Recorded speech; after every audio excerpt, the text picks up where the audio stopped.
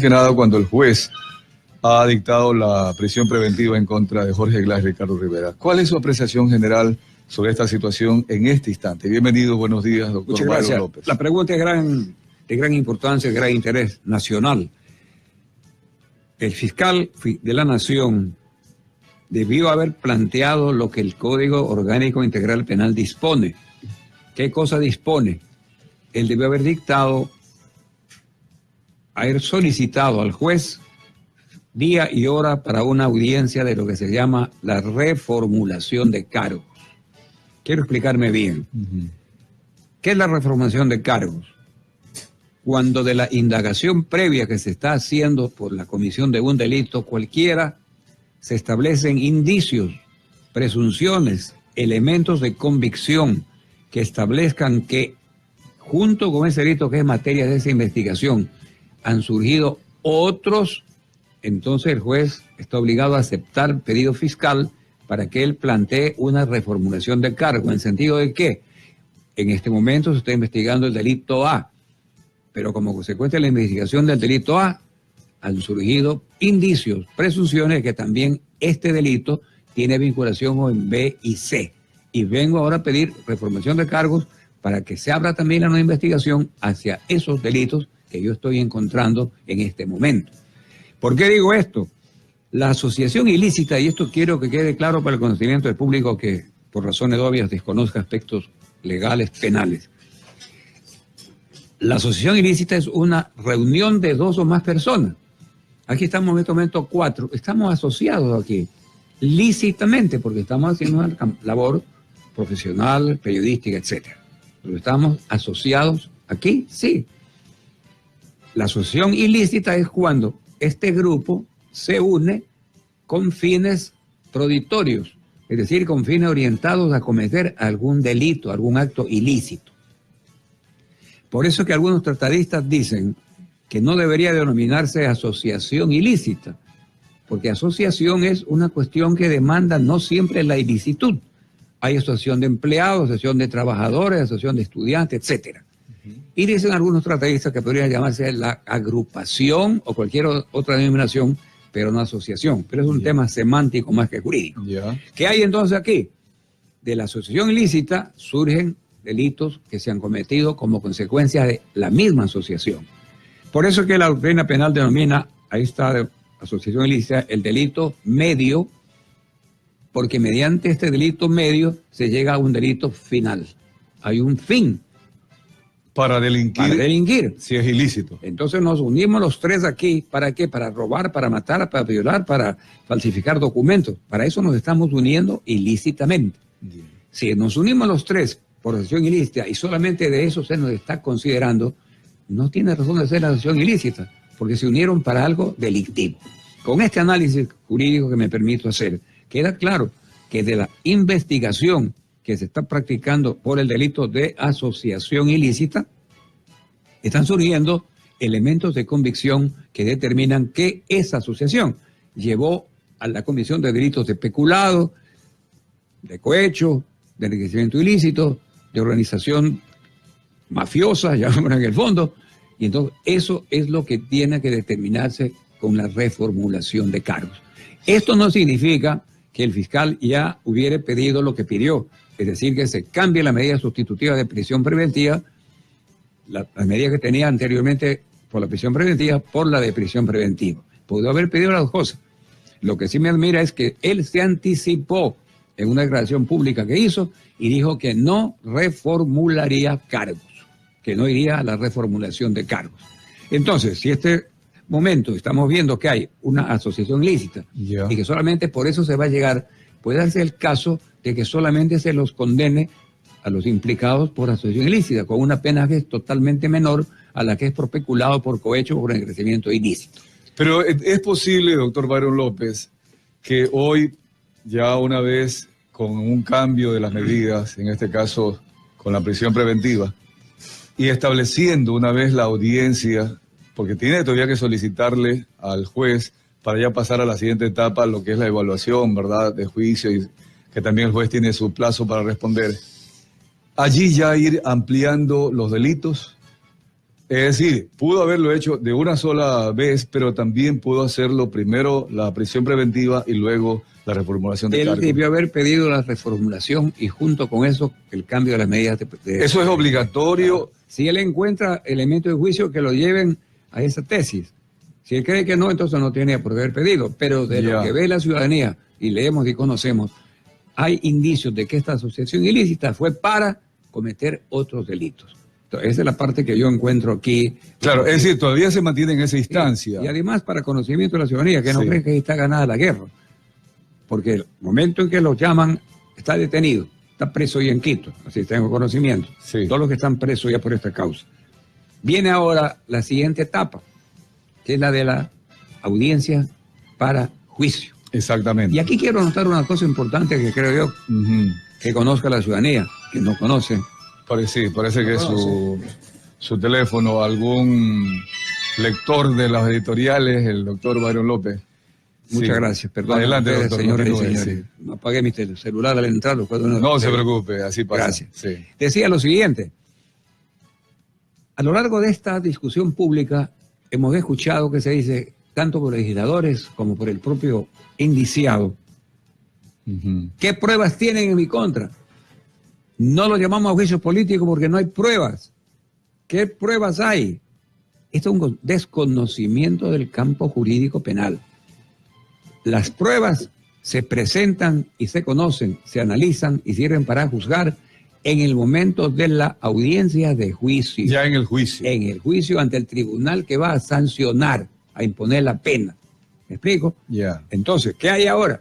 Indicios o presunciones. ¿Qué es lo que ha quede pasado? claro que no es que necesitamos la prueba. No. Para el juicio político, por ejemplo, que no se ha querido llevar a cabo por parte de la Asamblea, no había necesidad de pruebas de este tipo. Porque eso por el enjuiciamiento penal, las pruebas de las que se hablan. El enjuiciamiento político es para otro aspecto de carácter político. Un secretario de Estado, cualquier persona que es llamada a una audiencia, a un juicio político, es para que responda por los actos políticos que él ha cometido en el ejercicio de su cargo, no para determinar causas de carácter penal. Que todavía Ahora está pendiente eso por parte de la Asamblea. Si de ahí, de ese juicio político, surgen evidencias notorias de que cometió una infracción, le pueden pedir al juez que inicie la causa penal. Ya. Que quede claro entonces, permítame, Sí, claro este que aspecto que la gente sí me pregunta en la calle, porque si no tiene pruebas. No, la prueba es en el campo procesal penal, en el momento de la audiencia de juicio. Ya. Ahí es que se prueba. Acá no, son indicios, presunciones, elementos de convicción fehacientes, fidedignos, irrebutables, los que pueden llevar a este convencimiento de que hay la comisión de una infracción. Ya, ahora yo le voy a plantear el siguiente tema, doctor Byron López, y allí le voy a agregar dos preguntas. El tema es que durante esta etapa de indagación previa se han presentado entonces indicios que asumen o se presume que hay una vinculación entre el vicepresidente Jorge Glass y el señor, el ingeniero Ricardo Rivera, y seguramente con otros funcionarios que también han declarado, ya inclusive 3 de ellos han hecho delación también, y el tema también de José Concienciado Santos vía internet, vía videoconferencia, también la vinculación, que lo visitaba, etcétera, etcétera. Como usted bien dice, en algunas reuniones para precisamente ahora se asume esto para delinquir. Esa es la palabra clave, para. Ya, viene entonces ahí la pregunta.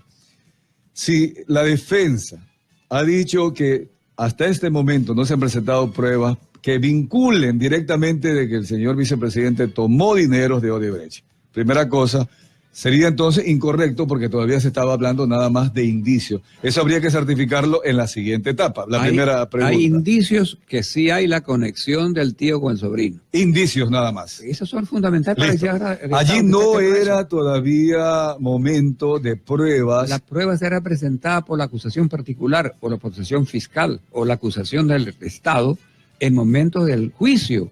Ya. Eso sabe todo abogado.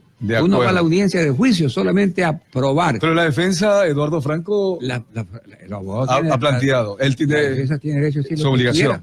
Es obligación del abogado defensor decir que su cliente no tiene nada que ver en la película. Claro, así lo ¿Qué dice. abogado defensor va a decir, sí, mi cliente robó?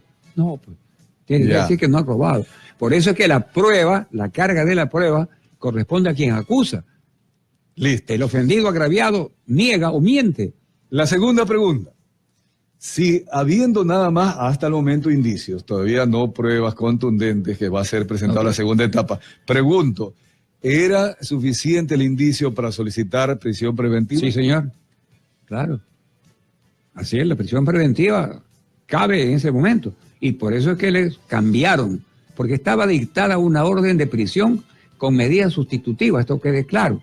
Las medidas sustitutivas son para sustituir la pena de prisión. Es decir, que en vez de que se vaya a la cárcel, se quede en su casa con arresto domiciliario, se presente voluntariamente a la justicia cuando el juez lo designe, que usen ese aparato con el que yo estoy en contra del grillete electrónico. Cualquiera de estas medidas son para que no salga del país. Son medidas, pues son alternativas, sustitutivas de la pena, de la orden de prisión preventiva. ¿Sí está claro? Sí, claro, muy claro. Es decir, para su criterio no es exagerado, como se está diciendo por parte de la defensa y también algunos coidiarios de Alianza País. No, la orden de prisión estaba bien. Tan es así que ahora la sustituyeron. Sí, estaba con orden de prisión, pero sustituida con la ausencia. Bueno, en el caso de Ricardo Rivera, el presidente estaba con previsión de salir del país. Eso, también, eso es medida sustitutiva. De acuerdo. Claro. Y se cambia ahora por la prisión. Está dentro de lo que no hay ley ninguna permite. violación a la ley ni nada. No hay violación. No. Bien, ahora, el delator.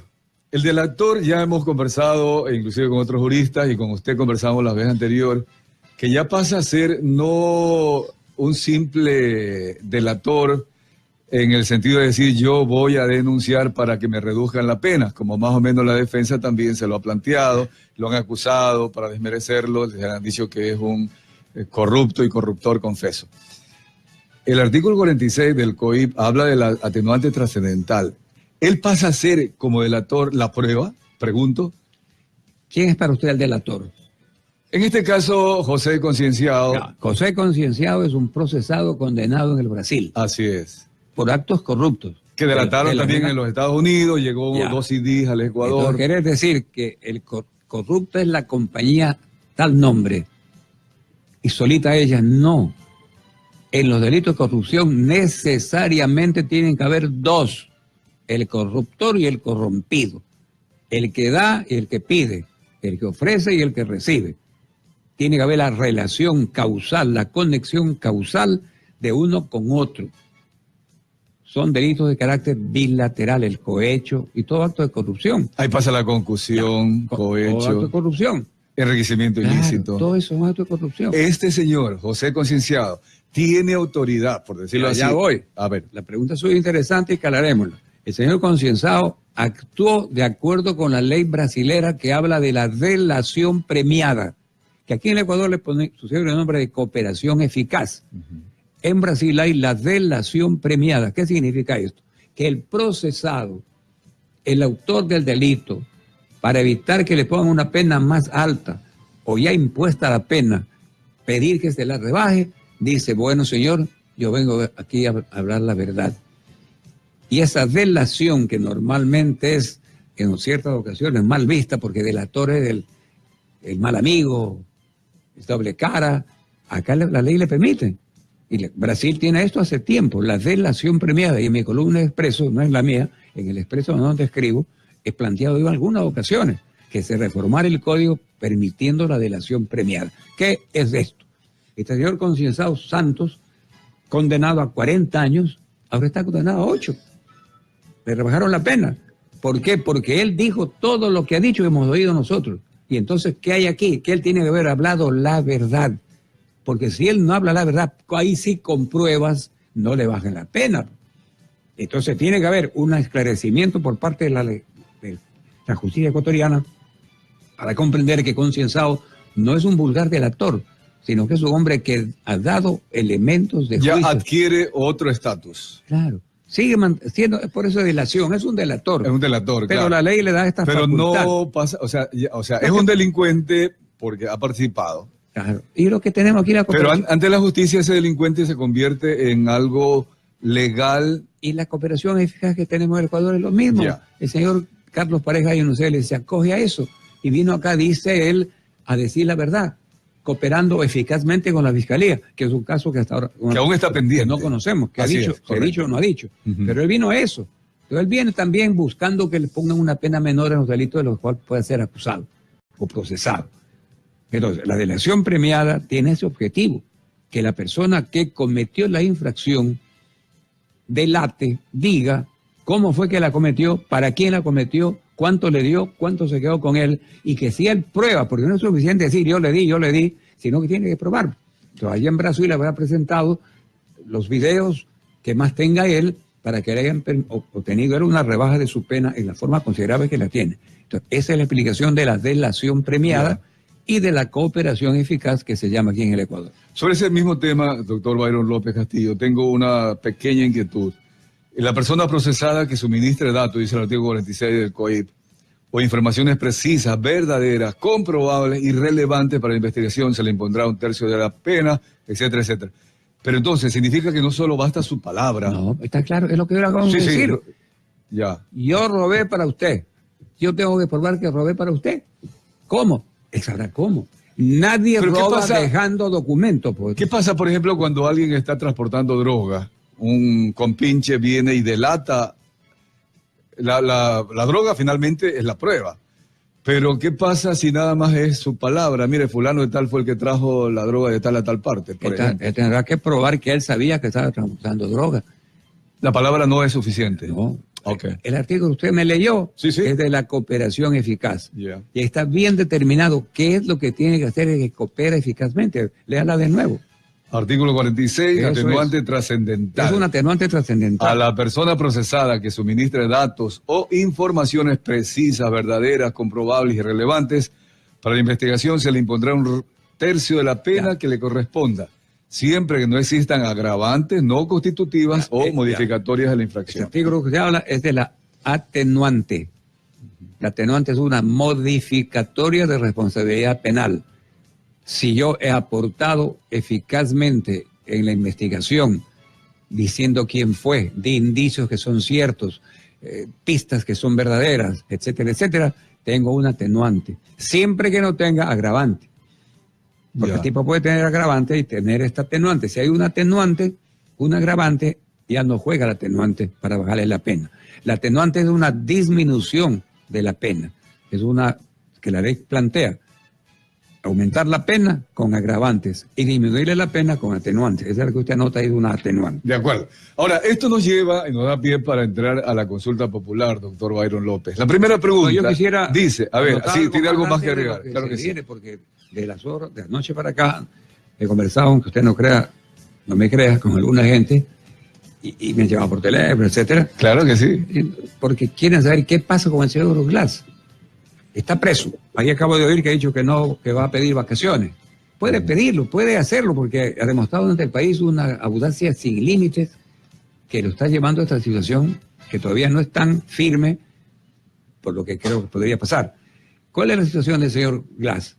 Está en este momento con orden de prisión. Está privado de la libertad. Él ya no es vicepresidente, sino en nombre.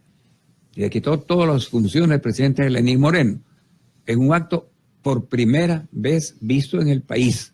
Yo no me acuerdo de la edad que tengo, y algo he leído, que haya un caso semejante, que a un vicepresidente de la República le diga, usted aquí no hace nada, le quita usted el avión, váyase en su camioneta. Usted no sigue aquí para nada, pero sigue cobrando sueldo, tiene un equipo de gente en su vicepresidencia que gana sueldo por obvias razones, tiene fuerza de seguridad todavía propia, pero ya él no es vicepresidente en funciones. No tiene la calidad porque han quitado todas las funciones. Ahí hay una combinación de lo político y de lo constitucional. Porque lo constitucional, él sigue siendo vicepresidente, doctor Byron López. Ahí tiene un aspecto de carácter ético. Además, primera vez en la historia del país que el procurador del Estado acusa a un vicepresidente de la República. Son hechos históricos. En casi 200 años de República. Sí, yo no encuentro un caso igual. Un la historia procurador, no el Estado, que le acuse al Estado. A un funcionario del Estado de alta calidad, el propio procurador. Es un caso que... Le pregunto al profesional, entonces, doctor Byron, no existe nada subjetivo en este tema. ¿Cómo? No existe nada subjetivo. Mío. No. Por favor, no, usted no. En lo que se está dando... Lo subjetivo es la conducta de la persona que reacciona como reacciona. Sí.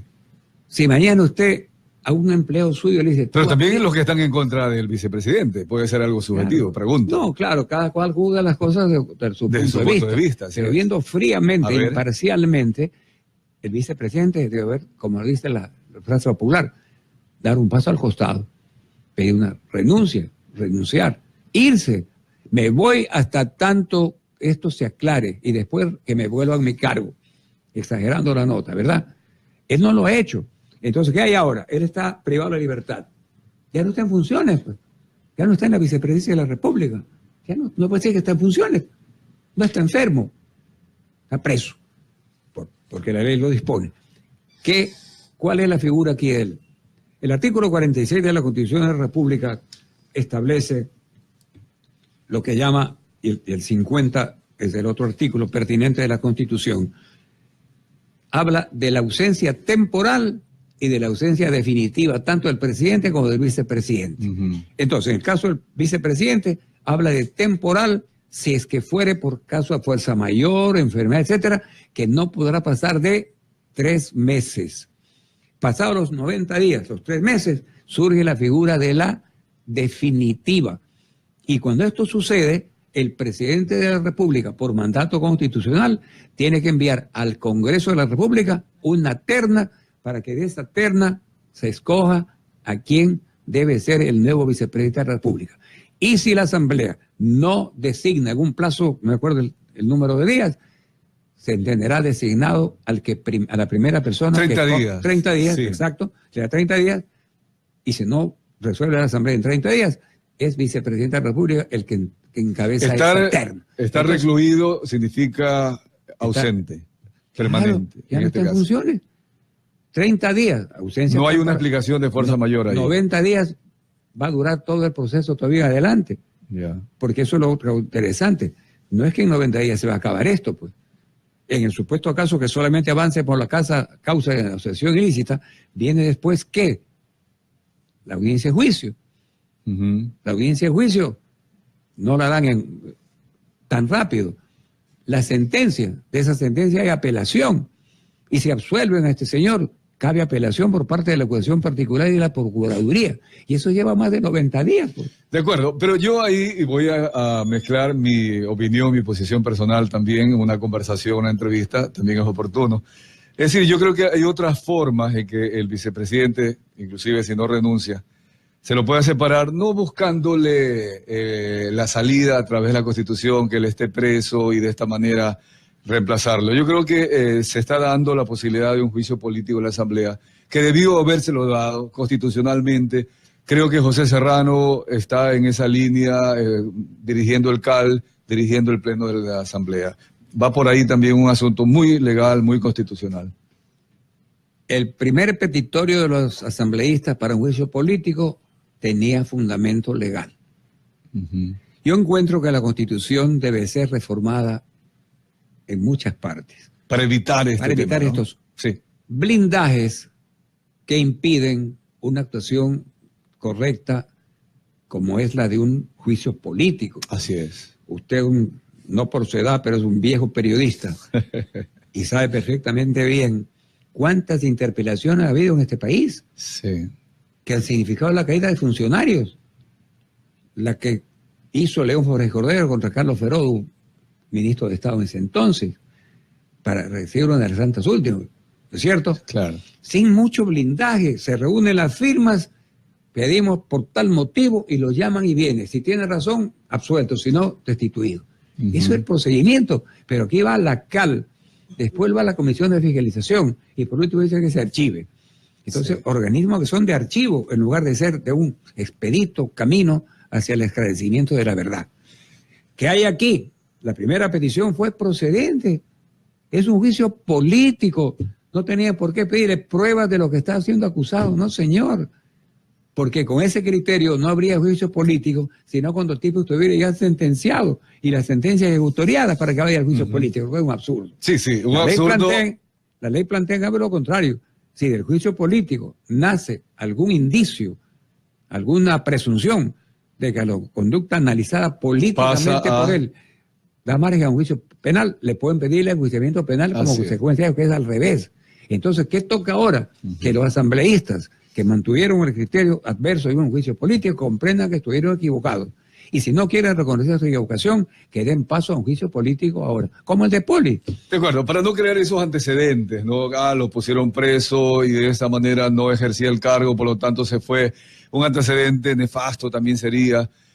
Más bien lo otro constitucional, que también es constitucional y legal, esa otra alternativa, pero es como forzar un poco el tema. Acá, en cambio, yo creo que ya van a rectificar. Se ha escuchado a un sector de Alianza País que estuvo en Montecristi con el presidente Lenín Moreno y están precisamente pidiéndole el paso al costado, elegantemente por decir así. No lo hace, bueno, creo que ya cabe el siguiente hay dos paso. caminos. Sí. El juicio político creo que es procedente ahora con más argumentos. Así es. Y el otro que también parte de la Constitución. Sí, también está en la temporal Constitución. Y la definitiva. Pero es como forzarlo, recluirlo en contra de su voluntad. Obviamente nadie va pero por si voluntad propia. Si se va de vacaciones, va a pedir vacaciones. Sí, esta parte también, me imagino, tiene sus asesorías. Alguien le dirá, mira, para que saques el cuerpo a este tema, pide vacaciones, y ahí ya tiene justificativo. Doctor, es un problema vivir una política así. Sí. Pero hemos vivido casi 200 años así, entonces hay que superarla. Y no corregir algo indebido con otra cosa que no es tan, ¿verdad? Su pregunta, como siempre, todas las que me formula aquí, las que oigo por la radio, que lo escucho frecuentemente, tienen bastante cocolón, como dicen los muchachos. Son preguntas con mucho contenido. Gracias. Y eso da margen para que uno también es que esa es la idea. Dentro del mismo concepto. Y a mí me interesa aprovecharle, pues sacarle el jugo a un catedrático como usted. No, doctor, gracias. Permítame entonces ir a la primera pregunta que va con el tema corrupción. ¿Qué opina usted cuando dice lucha contra la corrupción, supresión de derechos políticos y extinción de dominio sobre bienes? La pregunta concreta es esta. ¿Está usted de acuerdo con que se enmiende la Constitución de la República del Ecuador para que se sancione a toda persona condenada por actos de corrupción con su inhabilitación para participar en la vida política del país y con la pérdida de sus bienes según lo dispuesto en el artículo 1, que no lo tengo, pero seguramente ampliará la devolución de lo mal habido? Doctor. Yo creo que es una buena medida. El Código Penal vigente hasta que entró en vigencia el COIP determinaba que el que comete el delito de peculado y es condenado por ese delito definitivamente de por vida no podía ejercer función pública. Eso lo decía el artículo 257 del Código Penal anterior, que tipificaba y sancionaba el peculado. O sea que ahí ya se establecía que una persona que fue sentenciada por peculado definitivamente de por vida no podía ejercer ninguna función pública. O sea que ya había una sanción de esa naturaleza en el Código Penal que ya está sustituido por el COIP. Creo que está bien esa pregunta y la respuesta va a ser sí, creo yo. Pero mire, usted dijo antes una cuestión que no alcanzamos a contestársela porque me hizo otra pregunta de por medio. Aquí hay que hacer una lucha frontal contra la corrupción, atacando las causas y no los efectos. El principio de causalidad determina que no hay ningún efecto sin causa. ¿Cuál es la causa de la corrupción? ¿Por qué la corrupción existe? Porque hay causas determinantes que conducen hacia allá. Hay una sociedad que tiene que comprender que ella misma, todos nosotros, estamos obligados a hacer algo para salvarnos a nosotros mismos. A nosotros no nos va a salvar ni la Asamblea Constituyente, no nos va a salvar ni el Congreso, ni la mayoría ni la minoría. Al pueblo lo salva solamente el pueblo. Esta es una frase histórica, trascendental y de mucha actualidad. Y es lo que yo estoy viendo con gran satisfacción en este momento. Existe una reacción ciudadana muy clara y muy evidente. Hay un clamor general porque esto termine.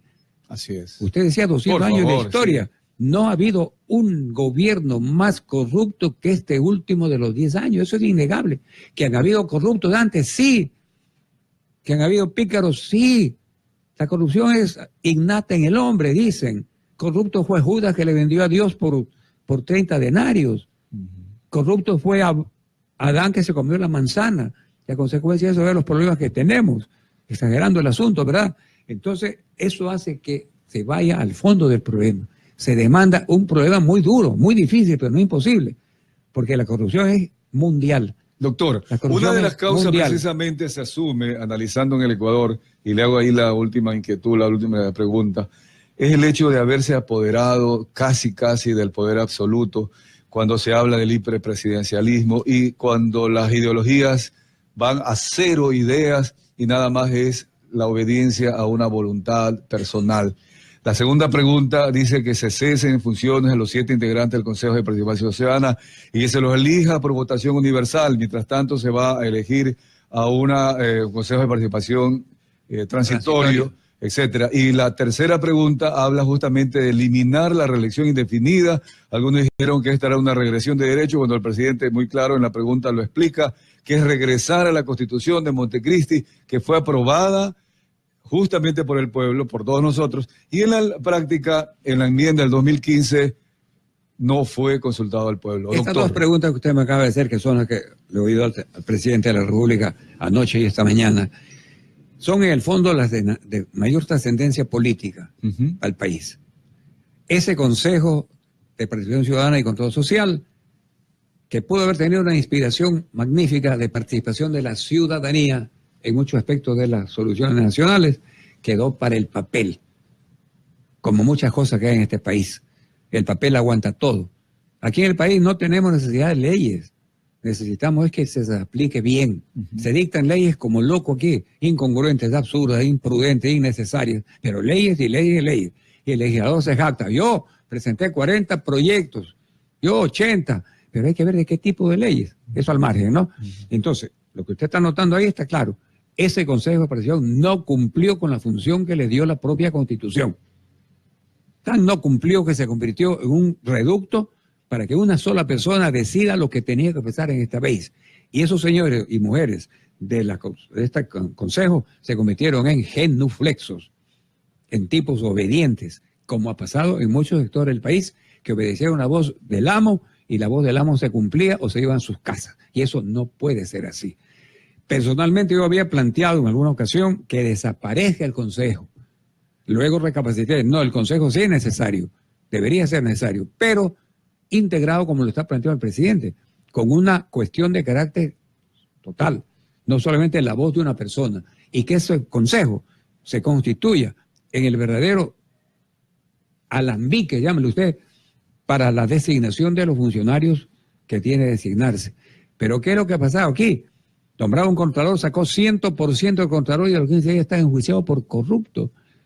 Funcionario elegido en esa forma no puede ser. Que sean dependientes del presidente de la República para ser funcionarios no puede ser. ¿Dónde está la independencia? Eso es lo que falló. Entonces tiene que haber... Provocó y tiene que haber lo que plantea el presidente, porque tampoco debe desaparecer y quedar en el aire. Una transición.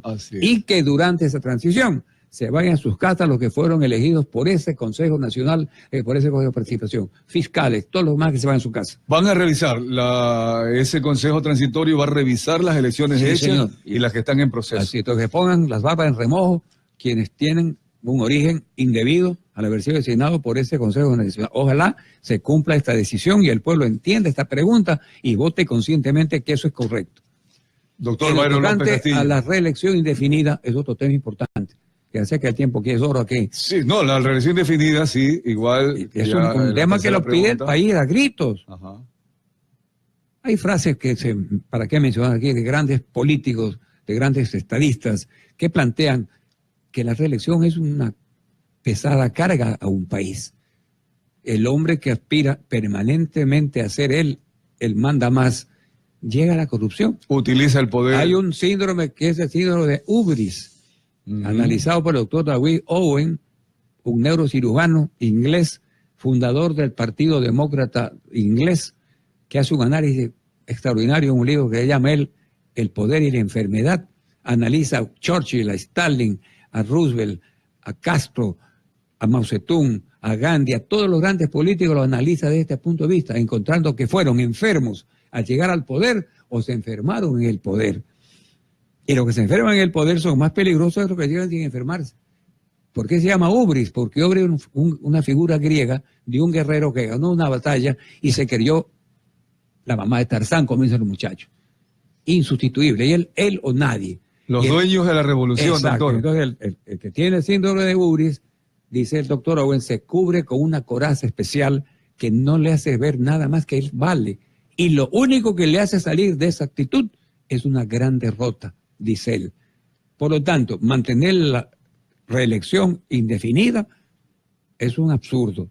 Tiene que haber la relevancia de poder, que no sea indefinida. Porque eso marchista también las aspiraciones de la gente. ¿Qué político se quiere van a de por vida? ¿Para qué aspira? Ya sabemos quién está en el Exacto. cargo y va a estar toda la vida. Vea Claro. lo que acaba de hacer el señor, entrando a otro tema, en Uruguay. El vicepresidente Sendik, hijo de un Tupamaro, un hombre revolucionario, el padre. En Uruguay, el gobierno le da a cada funcionario público una tarjeta de crédito corporativa para que él con esa tarjeta compre lo necesario para servicios públicos. Si viaja fuera del país, utiliza para actos vinculados con... Claro. El señor Sendik, por razones OBC, asuntos personales. utilizó en personales $4,000. Presentó la renuncia, doctor. Y presentó la renuncia.